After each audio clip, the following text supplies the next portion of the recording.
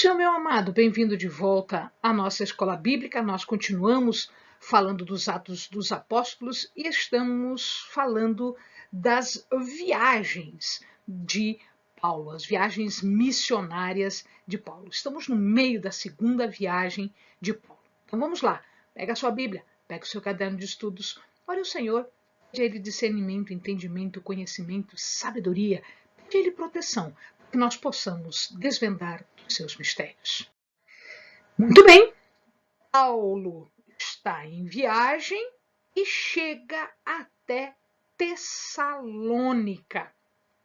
Em Tessalônica, nós vamos encontrar, que os amados estão vendo uma imagem de Tessalônica, essa parte aqui é a parte antiga, é a cidade velha, são os restos arqueológicos da cidade velha, e lá embaixo a cidade nova, né, que se estende em direção às águas. Tessalônica era a capital da Macedônia. Então nós já estamos direto, né, numa das principais cidades da Macedônia. A gente não sabe quanto tempo Paulo ficou em Tessalônica. A gente sabe que Paulo mandou uma carta para os tessalonicenses. Uma não, duas cartas para os tessalonicenses. Mas ele deve ter ficado um tempo razoável. Por quê? Porque a gente vê, inclusive nas cartas, em toda esse material, nós vemos que ele teve que trabalhar para se sustentar, ou seja, ele não tinha dinheiro suficiente para se manter sem que pedisse isso ajuda, né, aos tessalonicenses. Ele não queria ser pesado para ninguém. Então, o que ele fez? Ele começa a trabalhar. Diz a palavra que Lucas nos conta em Atos que ele teve bastante frutos, mas óbvio que aliado aos frutos, quanto mais sucesso a pregação tinha, mais oposição dos judeus que não entendiam a palavra e que não queriam entender a palavra, mais oposição eles faziam. Né? Ele ficou na casa de uma pessoa de nome Jason. Não sei se é assim que pronuncia, mas enfim, Jason foi o anfitrião. E este Jason, quando começa a oposição, ele é encontrado em casa. Paulo não estava, e aí eles acabam encontrando o Jason e alguns outros cristãos. E eles é que vão ser levados. Então, como eles não acham Paulo, Paulo provavelmente estava em algum ministério, em alguma casa, ele devia estar pregando alguma coisa, evangelizando, e quando eles vão até lá, eles só encontram o dono da casa. E ele é levado numa assembleia, os gregos tinham uma assembleia popular, era como se fosse um tribunal onde o povo julgava, e haviam os magistrados, aqueles que entendiam da lei. Esses magistrados eram chamados de politarcos, polis, cidades. Né? Então, esses politarcos, assim, eles determinavam a assembleia, as coisas iam acontecendo, e eles determinavam que aquilo não fugisse do controle. Por que eles levaram os cristãos para a assembleia? Porque a mesma acusação de sempre, eles estavam perturbando a paz, eles estavam proclamando outro rei, que é Jesus. Em verdade, as pessoas que estavam sob o poder do Império Romano, eles não queriam muito essas confusões. Por quê? Porque se essas coisas chegassem, essas falas chegassem a Roma, era possível que o imperador achasse que eles estavam fazendo uma sublevação, fazendo uma revolta, fazendo alguma ação contrária ao império, e eles mandavam então soldados, e eles não queriam essas confusões com o imperador. Então, eles tentavam resolver os problemas entre eles. Jason, então, se explica os magistrados veem que a coisa não tinha maiores repercussões em relação ao império, e eles acharam que apenas pagando fiança, né, fiança aqui no sentido de que eles não iriam fazer confusões, não iriam fazer revoltas, etc, etc, e que eles tinham que despedir Paulo e Silas, porque na verdade não era Jason quem eles queriam que estivesse na Assembleia, era Paulo e era Silas, porque foi Paulo e Silas que iniciaram estas conversões todas, né, o trabalho todo deles. Então, o que acontece é que ele se responsabilizou em despedir Paulo e Silas. E durante a noite, para não haver problema, eles foram para Bereia. Só aqui, ó, só para a gente perceber, aqui está o mapa, eles tinham saído de Filipos, eles saíram daqui, ó, e eles foram para cá, para Tessalônica. Nós já estamos na Macedônia. Essa região toda se chama Macedônia. E a capital é Tessalônica.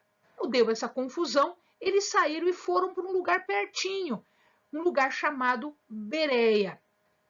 Paulo achava que já ia, né, acalmar e ele podia voltar para Tessalônica. Não aconteceu isso. Ele teve que ficar em Bereia. Em Bereia, que ficava muito próximo, a gente viu agora no mapa, ficava muito próximo de Tessalônica, 72 quilômetros, Paulo começa a pregar. Aqui, o que os amados estão vendo é uma parte, né? Aqui em cima é onde as pessoas, os turistas, podem ficar para olhar aqui embaixo os muros e as construções. Aqui são as ruínas, são os restos arqueológicos da cidade de Beré. A cidade de Beré era um pouquinho menor do que as anteriores. Então aqui nós temos uma parte, né, das ruínas que dá para ver aqui. Quando Paulo começa a pregar, o que vai acontecer é que os bereanos eles têm um comportamento diferente até então. Olha que coisa super importante para nós, para nossa vida espiritual. Eles eram zelosos da palavra de Deus. Eles ouviam Paulo pregava, evangelizava, ensinava praticamente todos os dias. A palavra diz todos os dias, mas evidentemente não era todo dia. Haviam alguns dias mais, né? Não era só no sábado. Em outras cidades era só no sábado. Aqui não, eram em outros dias também, mas Lucas fala todos os dias. E toda vez que eles escutavam Paulo falar alguma coisa, e a gente já aprendeu que Pedro, Paulo, toda vez que se fazia uma pregação, toda vez que se fazia uma exortação, se utilizava a palavra, se utilizava o Velho Testamento. O que eles faziam? Eles pegavam a palavra e eles iam ver se aquilo que Paulo falava estava lá, se aquilo era realmente algo que pudesse ser verdade. Então, olha que coisa para nós. Quando alguém vem pregar, quando alguém vem falar alguma coisa, quando alguém fala alguma coisa para o amado, veja se nas escrituras, se na Bíblia está escrito aquilo mesmo. Porque as pessoas podem falar algo que não está na Bíblia. Então, vá atrás, faça que nem os bereanos, tá? Olha só, ele diz assim, ó, de bom grado receberam a palavra, examinando cada dia nas escrituras se estas coisas eram assim. Não está errado, meu amado. Não está errado. Está corretíssimo alguém pregar e você olhar se é aquilo mesmo que está escrito na palavra. Isso não está errado. Isso é uma questão espiritual que você tem que ter. Você tem que ter este cuidado de que as coisas que você está ouvindo, que você está aprendendo, estejam fundamentadas, estejam baseadas na palavra. Quando os judeus de Tessalônica ficam sabendo que Paulo está em Bereia, eles vão até Bereia e começam a criar confusão com Paulo. Então eles iam atrás e ficavam criando confusão. Paulo, então, faz o quê?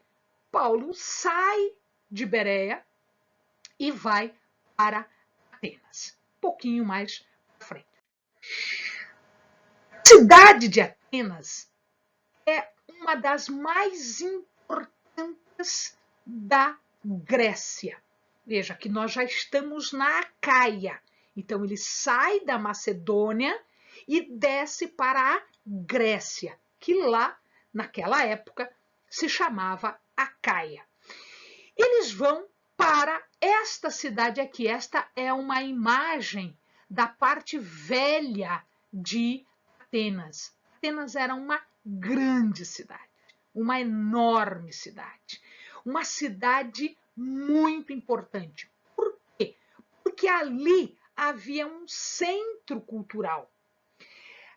Era um centro intelectual. Os grandes filósofos antes e depois estavam ali, antes de Cristo e depois de Cristo. Eles estavam ali, eles ensinavam ali.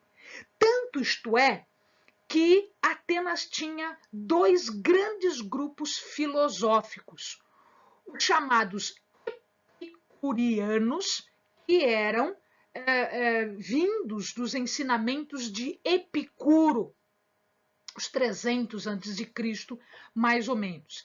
O que os epicurianos falavam? Eles eram materialistas. Então, eles não acreditavam no espiritual, eles acreditavam na matéria. Eles davam importância ao prazer e à tranquilidade. Aquilo que trouxesse gosto às pessoas, que trouxesse prazer, que trouxesse tranquilidade às pessoas, isso era importante para eles.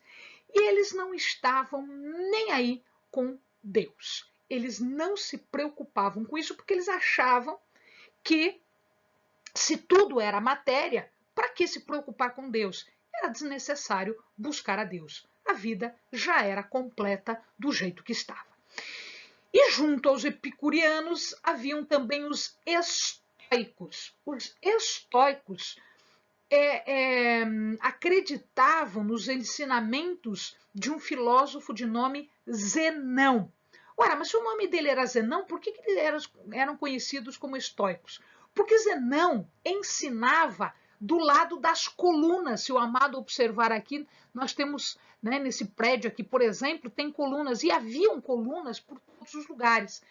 Stoa é coluna. Então, estoico significa dizer que é aquele que ensina ao lado da coluna, porque ali era o fundamento de toda a razão. Eles eram racionais, tudo era resolvido pela razão. Eles entendiam Deus como um conceito chamado panteístico, ou seja, o mundo era Deus. As coisas eram Deus. Nós temos religiões hoje que têm essa mesma noção dos epicurianos e a mesma noção dos estoicos. Então, Deus era o mundo, os planetas, a Terra, Deus era tudo isso. Deus não tinha uma identidade, Deus estava em tudo. Eles eram autossuficientes, individualmente eles eram autossuficientes e eles tinham obediência apenas ao que era dever. Portanto, era desnecessário Deus também, porque Deus não os nutria. Quem se nutria eram eles próprios, era uma autossuficiência. Bom, quando Paulo começa a andar por ali, ele vê uma série de imagens. Por quê? Porque os atenienses, em Atenas, havia uma idolatria muito grande. Então, aonde você andava, você via imagens de deuses, deste local, daquele local, Deus disso, Deus daquilo, etc, etc, etc, etc. E aí, num determinado local, Paulo encontra ao Deus desconhecido, quer dizer, um Deus que não tem nome.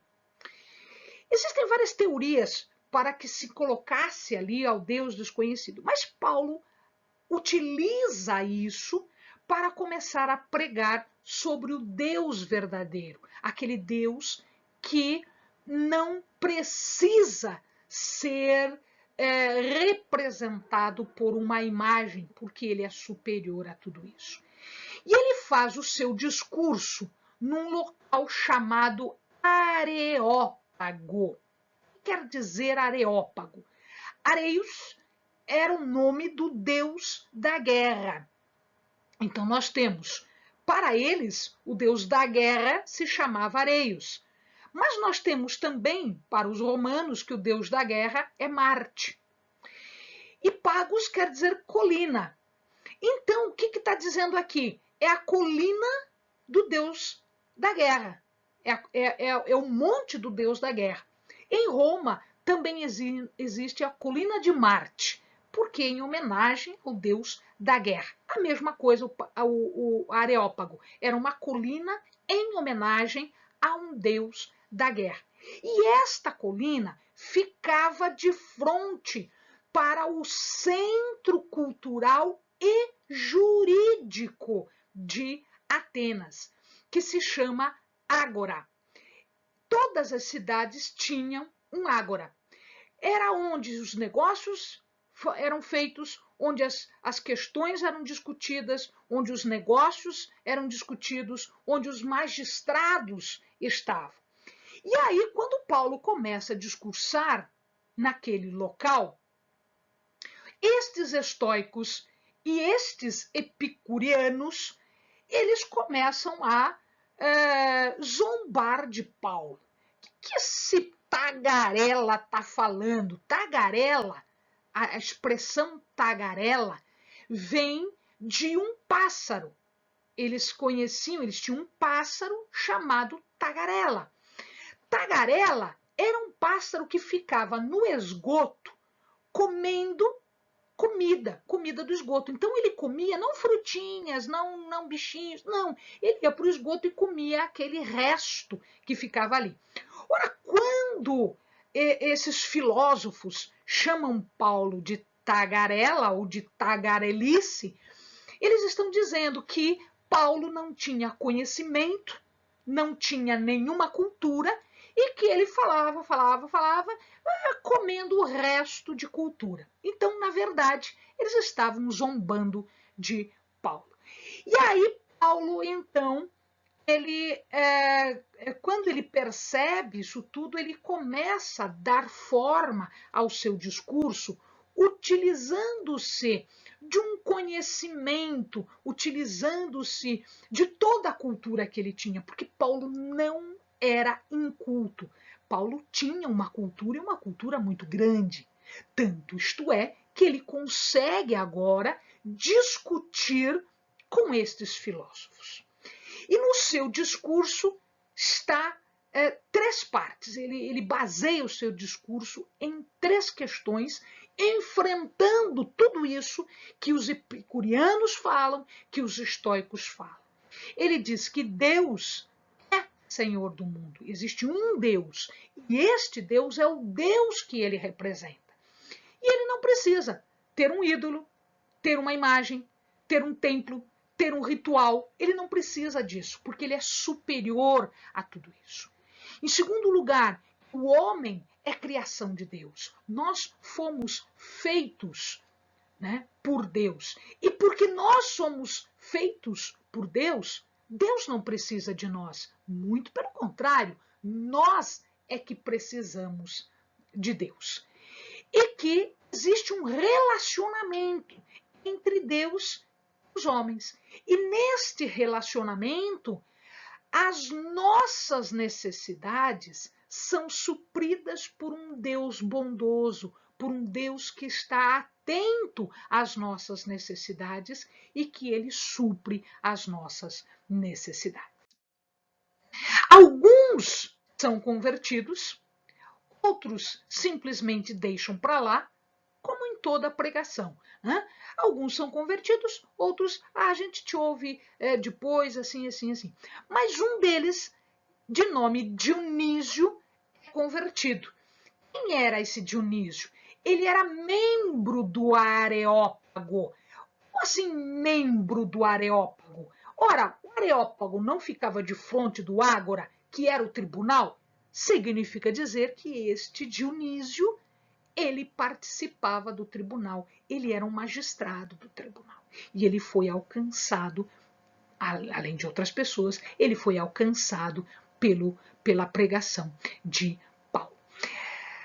Se nós formos ler a história, alguns falam, a tradição fala, que este Dionísio, ele desenvolve uma igreja cristã em Atenas e, por ter desenvolvido, por ser o membro mais velho desta igreja, ele se torna o primeiro bispo de Atenas. Bispo era, então, a pessoa, o líder, a pessoa mais velha daquela congregação.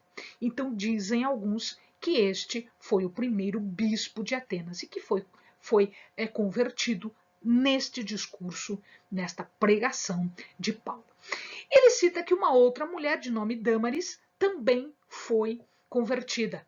Entretanto, nós não sabemos absolutamente nada desta mulher. Muito provavelmente ela foi citada porque era conhecida na época, mas esse conhecimento se perdeu com o tempo. De Atenas, ele foi para Corinto, próximo também de Atenas. Atenas não era a capital da Acaia.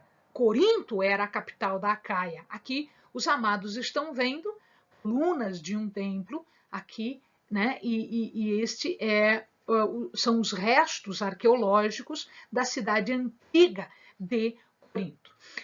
Corinto era uma cidade caracterizada pela imoralidade. Isto era o que caracterizava Corinto. Né? Se Corinto tinha um problema, era a imoralidade. Haja vista as cartas, né, coríntios que Paulo escreve. Neste local existia um casal, ele era de Ponto, Ponto ficava na Ásia, e ela, muito provavelmente, de Roma. Ele, de nome Áquila, que quer dizer águia. Ela, de nome Priscila. Priscila é o diminutivo de Prisca, que quer dizer velha, sábia, no sentido de ser experiente, uma pessoa que é experiente. Então, Priscila e Áquila, aqui nós temos a menção de Áquila primeiro e depois de Priscila. Em todo o resto, ele inverte. Ele primeiro cita Priscila e depois Áquila. Por quê? O primeiro a ser citado era o mais importante. Então, no início, ele cita Áquila, porque era o marido, e depois Priscila. Mas, depois, com o tempo, Priscila começa a se sobressair em relação ao ministério. Tá? Eles viveram em Roma um tempo, tiveram que sair de Roma, porque o imperador Cláudio, ele fez um édito, um decreto, uma lei, que determinava que os judeus tinham que sair de lá, exatamente porque havia muito tumulto entre os judeus e os cristãos. Então, isso significa que, antes mesmo de Paulo ir para Roma, né, nós já vemos que o evangelho havia chegado em Roma. Tanto é que já havia problema entre judeus e cristãos em Roma. Tá? Bom, Paulo e Áquila, eles faziam a mesma coisa, eles tinham a mesma profissão. E Paulo, quando vai para lá, ele começa a trabalhar, porque ele fica um tempo em Corinto. Eles eram fazedores de tenda. As tendas antigamente eram feitas em tecido, eles usavam pelos de bodes ou couro para fazer as tendas.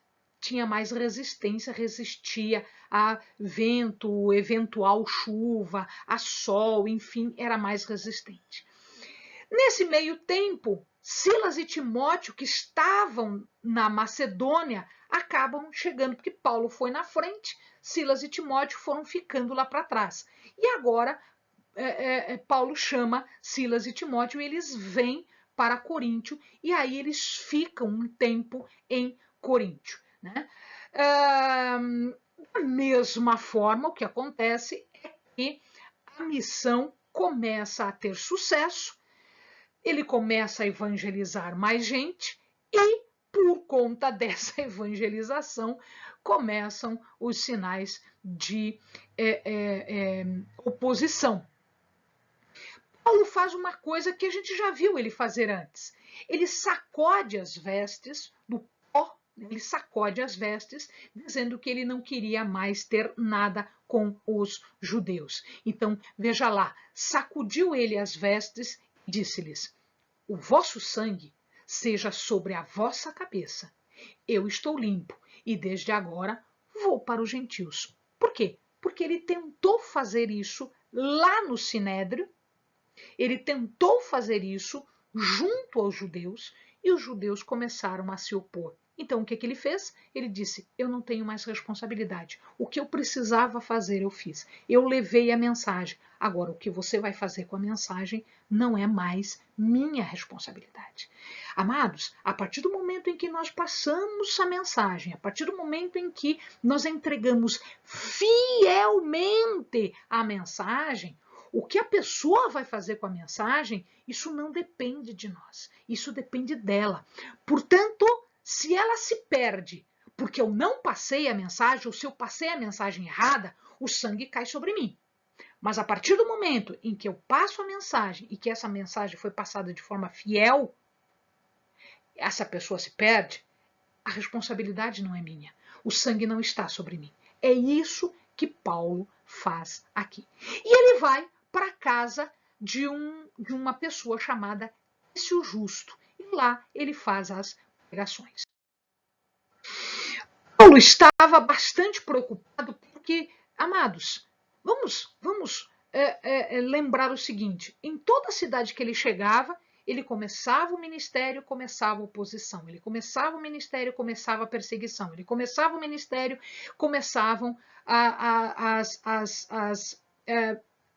as vinganças e as violências. Tá? Então, Paulo estava bastante preocupado? Sim. Então, agora, o que acontece aqui é que ele tem uma visão. Amados, vamos prestar atenção no que Deus está falando para ele, porque isso serve para nós. Isto é para nós também que fazemos o ministério do Senhor de forma zelosa. Ele diz assim: não temas, mas fala.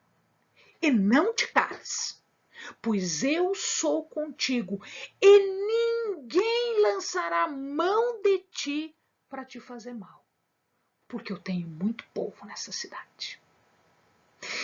Então isso significa, meu amado, que se você está no ministério, está encontrando oposição, se você está encontrando violência, se você está encontrando prova, não tema. Fala. Não te cale. Porque Deus está falando: eu sou contigo, e ninguém lançará mão de ti para te fazer mal. Amém? O teu ministério está sob os olhares, sob o cuidado de Deus. E é assim que ele vai chegar até o final. Paulo fica lá por 18 meses. E numa determinada hora, eles levam Paulo diante do responsável, da pessoa poderosa, né, responsável ali diante de Roma, né, que era Gálio. Ele tinha uma função de procônsul. É como se fosse um governador da região. E eles levam Paulo alegando que ele persuadiu os homens a adorar a Deus por modo contrário à lei. Ou seja, a mesma acusação que já havia sido feita. Porque Jesus é rei e aí vai contra aquilo que os romanos, enfim, etc, etc. Galho escuta tudo isso, observa tudo isso. Galho era uma pessoa inteligente, ele observa todas as provas que levam para ele, e ele vê que Paulo não cometeu crime nenhum, ele não sabia por que Paulo estava ali diante dele. E ele libera Paulo. Paulo, pode ir embora, eu não vejo problema nenhum, isso não é problema aqui do Império Romano. Então, pode ir embora. E outra coisa, judeus, fora daqui. Eu não quero problemas aqui, eu não quero complicações aqui. Amados, como consequência disso, e logo em seguida, uma pessoa de nome Sóstenes, que era um dos principais da sinagoga, acaba sendo espancado. A gente não tem certeza quem era esse Sóstenes. Nós não sabemos se esse Sóstenes era um judeu da sinagoga que foi espancado porque era judeu e o povo ficou com raiva deles e bateu nele, ou se este Sóstenes era um dos principais da sinagoga, era judeu que havia se convertido, e estes judeus que foram falar mal de Paulo se vingaram de Paulo, que eles não podiam bater em Paulo, então eles bateram no Sóstenes.